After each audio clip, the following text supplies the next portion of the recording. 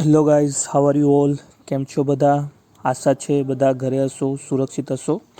આજના લેક્ચરમાં આપણે યસ સબ્જેક્ટના એક મહત્વપૂર્ણ ટોપિક SWOT એનાલિસિસ વિશે ડિસ્કસ કરીશું. SWOT એનાલિસિસમાં ઇન્ટરનલ ફેક્ટર્સ કયા હોય છે, એક્સટર્નલ ફેક્ટર્સ કયા હોય છે, અને SWOT એનાલિસિસના આપણે જીઓના એક્ઝામ્પલ સાથે ચાર પાસાને આપણે વિગતવાર ડિસ્કશન કરીશું. SWOT એનાલિસિસના આપણે જીઓ કંપનીના એક્ઝામ્પલ સાથે સમજવાનો પ્રયાસ કરીએ. જીઓનું જ્યારે આપણે નામ લેતા હોઈએ ત્યારે એની આગળ રિલાયન્સ કંપનીની વેલ નોન બ્રાન્ડ આપણા નજર સમક્ષ આવતી હોય છે. આપણને ખબર છે રિલાયન્સ એક બહુ મોટી કંપની છે, જેમાં પેટ્રોલિયમ પ્રોડક્ટ્સ પણ એની છે, સાથે સાથે રિટેલ સેક્ટરમાં છે, મોલ સેક્ટરમાં છે, ઇલેક્ટ્રોનિક્સ માર્કેટમાં છે. તો જ્યારે જીઓ કંપની લોન્ચ થઈ ત્યારે તેની સાથે રિલાયન્સ જેવી મોટી કંપની સંકળાયેલી હોવાથી જીઓ કંપનીને જો લોસ પણ જાય છે તો બીજી બધી કંપની પાસેથી એ પ્રોફિટને લોસમાં સરભર કરી શકે છે. રિલાયન્સ એક બહુ મોટું નામ છે, જેના કારણે જીઓએ 1 વર્ષ સુધી કસ્ટમરને ફ્રીબીઝ એટલે ફ્રી સેવા આપેલી, જે એની સ્ટ્રેન્થ પણ છે. સાથે સાથે જીઓ એ મુકેશ અંબાણીની કંપની છે, જે આપણે જાણીએ છીએ. એ સ્ટ્રેન્થના કારણે અત્યાર સુધી માર્કેટમાં સારી રીતે ટકેલી છે. જીઓની બીજી સ્ટ્રેન્થ એ હતી કે એ 4G સેવા સાથે લોન્ચ થયેલી હતી, જે ઇન્ડિયામાં સૌથી પહેલી 4G સેવા આપનાર કંપની હતી. જીઓમાં એ પણ એક સ્ટ્રેટેજિકલ એક તાકાત છે કે જે 5G અને 6G સુધી આગળ એક્સટેન્ડ થઈ શકે છે. બીજું કે રિલાયન્સ એક મોટી બ્રાન્ડ હોવાથી એને ફ્યુચરમાં પણ કોઈ પણ લોસ થાય તો એને કોઈ પ્રોબ્લેમ થવાની શક્યતા બહુ ઓછી છે કમ્પેરિઝન ટુ. ભવિષ્યમાં જીઓને નુકસાન પણ જાય તો પણ અધર કંપનીઝના કમ્પેરિઝનમાં એને કોઈ તકલીફ ના પડે. જીઓની વીકનેસ એ છે કે જીઓ જ્યારે લોન્ચ થઈ ત્યારે તેની પાસે પોતાના ટાવર હતા નહીં. એણે બીજી કંપનીના ટાવર રેન્ટ પર લીધેલા હતા, જેના કારણે નેટવર્કનો ઘણો ઇસ્યુ આવતો હતો. સાથે સાથે જ્યારે કંપનીએ ફ્રીબીઝ આપવાનું બંધ કર્યું અને જ્યારે પોતાના ડેટા પ્લાન્ટ લોન્ચ કર્યા, વિચ વોઝ વેરી કોસ્ટલી, જેના કારણે કસ્ટમર ગુમાવવાનો વારો આવેલો હતો. આજે પણ જે જીઓના પ્લાન છે એ પણ કોસ્ટલી છે. ધીરે ધીરે એણે પ્લાન્સમાં પણ ઘણા ચેન્જીસ કર્યા. પહેલાં એ કોલિંગ ફ્રી આપતું હતું, જ્યારે અત્યારે જીઓ ટુ અધર કંપનીઝમાં જ્યારે આપણે કોલ કરીએ છીએ ત્યારે એ ચાર્જેબલ છે, જેના કારણે તેણે ઘણા કસ્ટમર લોસ કરવાનો વારો આવ્યો છે. તો સ્ટ્રેટેજીના કારણે એ કંપનીની વીકનેસ પણ બની ગઈ. જીઓએ જે સ્ટ્રેટેજી ચેન્જ કરી તે તેની વીકનેસ પણ બની. સાથે સાથે આજે પણ એણે પોતાના ટાવર ઘણા નવા એસ્ટેબ્લિશ કરેલા છે, છતાં આજે પણ ઘણી જગ્યાએ નેટવર્કનો ઇસ્યુ કન્ટિન્યુ છે, જેનું કારણે એણે ઘણા કસ્ટમર કંપની સ્વિચ પણ કરી રહ્યા છે. જીઓ માટે ઓપોર્ચ્યુનિટી એ છે કે જીઓમાં ઇન્ડિયામાં 130 કરોડ લોકો રહે છે, જે બહુ મોટું માર્કેટ છે. સાથે સાથે નેબર કન્ટ્રીઝ જેવા કે શ્રીલંકા છે, નેપાલ છે, પાકિસ્તાન છે, બાંગ્લાદેશ છે, આ બધી કન્ટ્રીમાં પણ મિડલ ક્લાસ પબ્લિક એટલે કે મધ્યમ વર્ગના લોકો રહે છે, જ્યાં તે કંપની પોતાનું જે માર્કેટ બ્રાન્ચ છે લોન્ચ કરી શકે છે અને ત્યાં માર્કેટમાં એ સસ્ટેન પણ કરી શકે છે. આ કંપની પાસે શું છે? ઓપોર્ચ્યુનિટી છે.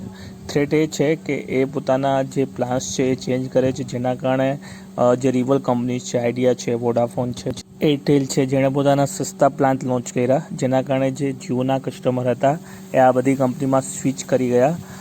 એઝ વેલ એઝ આ બધી બીજી જે રિવલ કંપનીઝ છે એ કસ્ટમાઇઝ પ્લાન પણ આપે છે એઝ પર કસ્ટમર્સ રિક્વાયરમેન્ટ્સ, જેના કારણે પણ જીઓના કસ્ટમર્સ બીજી કંપનીમાં સ્વિચ થાય છે. જ્યારે જીઓએ સમય સાથે પોતાના જે પ્લાન હતા એ ખૂબ જ કોસ્ટલી બનાવેલા અને ચાર્જિસ પણ ઘણા વધારી દીધા હતા. એ એના માટે થ્રેટ છે. આ હતું જીઓનું SWOT એનાલિસિસ કે જીઓ કંપનીની સ્ટ્રેન્થ શું છે, વીકનેસ શું છે, ઓપોર્ચ્યુનિટી શું છે, થ્રેટ શું છે. આમાં સ્ટ્રેન્થ અને વીકનેસ એ ઇન્ટરનલ ફેક્ટર કહેવાય કે જેને કંપની કંટ્રોલ કરી શકે, જે કંપનીના હાથમાં હોય છે. જ્યારે ઓપોર્ચ્યુનિટીઝ અને થ્રેટ એ એક્સટર્નલ ફેક્ટર છે, જે કંપની કંટ્રોલ ના કરી શકે, જેને આપણે બાહ્ય ફેક્ટર પણ કહીએ છીએ. જ્યારે ઇન્ટરનલ ફેક્ટર્સને આપણે કંટ્રોલ કરીને એનું સારી રીતે યુટિલાઇઝ કરી શકતા. बारे में SWOT एनालिसिस होता है अपनी स्ट्रेंथ्स, वीकनेस, अपॉर्चुनिटीज और थ्रेट्स को एनालाइज करना. इस वीडियो में हम SWOT एनालिसिस एक ऑर्गेनाइजेशन के पॉइंट ऑफ व्यू से डिस्कस करेंगे.